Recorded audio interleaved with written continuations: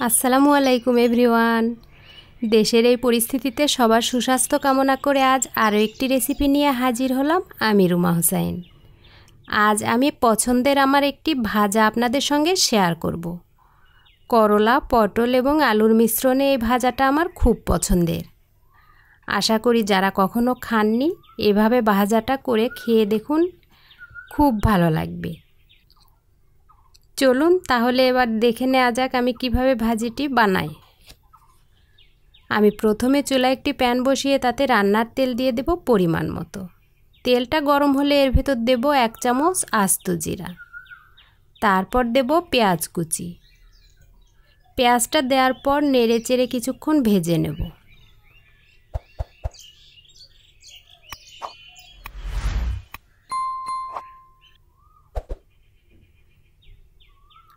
দেখুন আমি সবজিগুলো এভাবে কেটে নিয়েছি। এবার আলু, পটল এবং করলা পেঁয়াজের ভেতর ঢেলে দেব।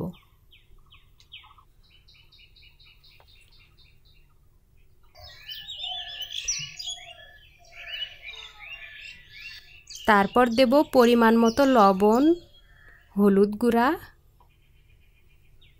জিরা গুঁড়া, গরম মশলা গুঁড়া, কাঁচামরিচ বাটা।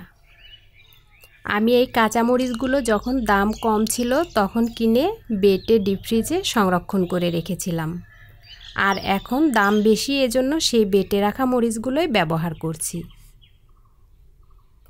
এরপর কাজ শুধু নেড়েচেড়ে সুন্দর করে না ঢেকে ভেজে নেওয়া। হিটটা খুব বেশি বাড়ানো যাবে না, অল্প হিটেই ভেজে নিতে হবে। এভাবে করলা ভাজা করলে আমার বাচ্চারাও খুব পছন্দ করে। করলা ভাজাটা আমার কমপ্লিট। এবার চুলাটা বন্ধ করে প্যান থেকে উঠিয়ে নেব।